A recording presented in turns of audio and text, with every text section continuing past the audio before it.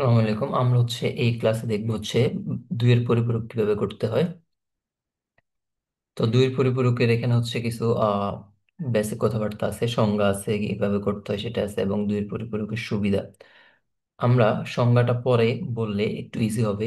আমরা আগে দেখি কিভাবে দুইয়ের পরিপূরক করতে হয়। করার পরেই আমরা সংজ্ঞাটা নিজেরাই তৈরি করতে পারবো। আচ্ছা, তো নিয়মটা আমরা যদি একটু দেখি, দুইয়ের পরিপূরকের নিয়মটা যদি নিজেরা একটু দেখি, প্রথমে কি করতে হবে? প্রথম বাইনারি সংখ্যায় 8 বিট অথবা 16 বিট রেজিস্টার তাকে কনভার্ট করতে হবে, সেটা কি দেখাবো। এরপর শূন্যকে উল্টিয়ে এক লিখতে হবে, এককে উল্টিয়ে শূন্য লিখতে হবে, যাকে বলা হয় একের পরিপূরক বা ওয়ান্স কমপ্লিমেন্ট। এবং একের পরিপূরকের সাথে আপনারা যদি এক যোগ করেন, ওয়ান যোগ করেন, তাহলে যেটা পাবেন তাকে আমরা বলবো দুইয়ের পরিপূরক। আচ্ছা, সংজ্ঞাটা হইলো এটাই।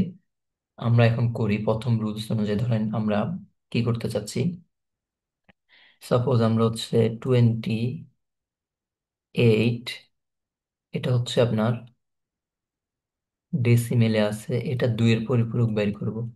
টুস কমপ্লিমেন্ট, দুইয়ের পরিপূরকের আরেকটা নাম টুস কমপ্লিমেন্ট, অথবা এটাকে বলা হয় যোগের মাধ্যমে বিয়োগ করা।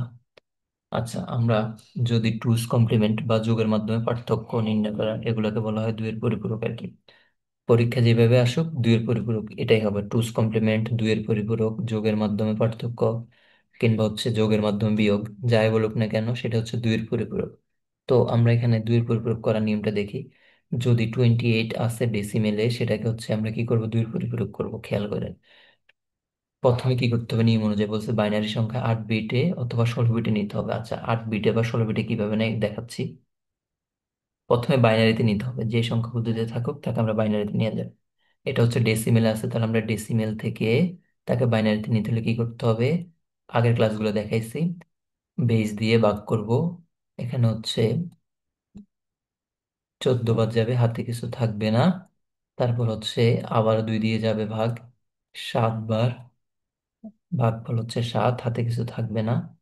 আবারও 2 দিয়ে যাবে, কতক্ষণ পর্যন্ত যাবে, যতক্ষণ পর্যন্ত আমাদের বেস থেকে ভাগফলটা ছোট হয়। তাহলে এখানে কয়বার যাবে, 3 বার যাবে, হাতে থাকবে 1। এখানে আবার কয়বার যাবে, আবার যাবে একবার যাবে, হাতে থাকবে 1। তাহলে আমরা প্রথম নিয়ম অনুযায়ী দেখেন, প্রথম নিয়মকে ছিল বাইনারি সংখ্যা 8 বিটে কনভার্ট করবো, তাই না? তাহলে আমরা আগে বিট গুলো লিখি, নিচ থেকে উপরে যদি সাজাই কি পাই, 1, 1, 1, 0, 0। কয় বিট হয়েছে, 5 বিট, তাহলে 8 বিট বানাইতে হবে। 8 বিট বানানোর জন্য আরো 3টা জিরো লাগবে আমাদের। আচ্ছা, তাহলে আমরা প্রথমে পাইলাম 28। 28 ছিল কিসে, ডেসিমেলে, যেটার 8 বিট রেজিস্টার। এটা 8 বিট রেজিস্টার, বাইনারি সংখ্যায় 8 বিট রেজিস্টারের মান এটা। আচ্ছা, এরপর দ্বিতীয় রুলস কি ছিল, শূন্যকে এক করবেন, এককে শূন্য করবেন। আচ্ছা, দ্বিতীয় পয়েন্টে আসেন। যে জায়গায় শূন্য আছে, শূন্য জায়গায় এক লিখবেন, একের জায়গায় শূন্য লিখবেন, জাস্ট এইটুকুই। প্রথম তিনটা শূন্য আছে, তাহলে প্রথম তিনটা আমরা এক লিখবো। পরের তিনটা শূন্য আছে, আমরা পরে এক আছে, পরের তিনটা আমরা শূন্য লিখবো। এরপরে পরের দুইটা এক আছে, শূন্য আছে, আমরা সেগুলোকে এক লিখবো। আমাদের দ্বিতীয় পয়েন্টের কাজ শেষ।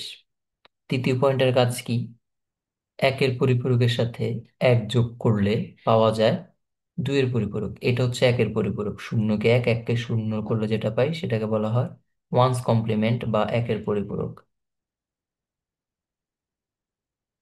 এবার এটার সাথে কত যোগ করব, এক যোগ করব, এক। খেয়াল করেন, উপরেরটা কিন্তু আর লাগবে না, হ্যাঁ। যোগের ক্ষেত্রে আপনি যে উল্টায় যে মানটা পাইছেন, জাস্ট ওইটার সাথে এক যোগ করবেন, এই লাইনের সাথে না কিন্তু, হ্যাঁ।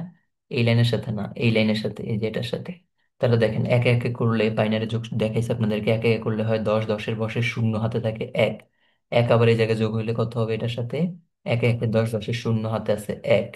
তাহলে দেখেন, আমরা যদি এখানে এক বসাই, আর বাকি তো কোনো যোগ বা কোনো কিছু হাতে নাই, যেভাবে আছে ওইভাবে, শূন্যের শূন্য, তিনটা এক। এখন আমরা যেটা পাইছি সেটা টুস কমপ্লিমেন্ট।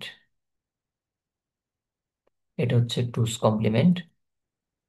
এবার যে মানটা পাইছি, দুইয়ের পরিপূরক, দেখেন এখানে একটা কথা আমি এখানে লিখছি, দুইয়ের পরিপূরকের মাধ্যমে, এই যে দেখেন, দুইয়ের পরিপূরকের মাধ্যমে আমরা কোনো একটা সংখ্যা কিংবা একটা অঙ্কের কি করতে পারি, চিহ্ন পরিবর্তন করতে পারি। তাহলে আমরা 28-এর দুইয়ের পরিপূরক করছি, সেটা ছিল কি পজিটিভ, তাহলে সেটা দুইয়ের পরিপূরক করলে হয়ে যাবে -28। এটা ছিল আমাদের দুইয়ের পরিপূরক। আচ্ছা, তো এখানে আপনাদের আহ দুইয়ের পরিপূরক কাকে বলা দেখেন, এবার যে সংজ্ঞাটা বলি।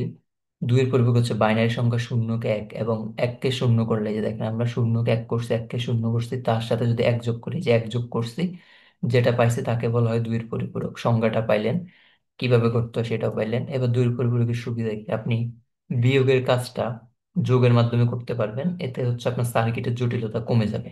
আলাদা করে আর যোগের সার্কিট তৈরি করতে হবে না, সরি, আলাদা করে আর বিয়োগের সার্কিট তৈরি করতে হবে না, আপনি বিয়োগের কাজ যোগের মাধ্যমে করতে পারবেন। যেহেতু হচ্ছে একই সার্কিট দিয়ে দুইটা গাণিতিক কাজ সম্পাদন করবেন, তাহলে একই সার্কিট দিয়ে কাজটা হয়ে যাচ্ছে, আর খরচও লাগতেছে না বেশি। আবার আপনার যখন হচ্ছে কোনো একটা সংখ্যার আপনি চিহ্ন পরিবর্তন করতে যাচ্ছেন, তখন দুইয়ের পরিপূরক ব্যবহার করতে পারেন। আমরা নেক্সট ক্লাসে দেখা ট্রাই করব একটা এক্সাম্পল। তাহলে হচ্ছে আজকে একটু পর্যন্তই থাকুক আপনাদের দুইয়ের পরিপূরক।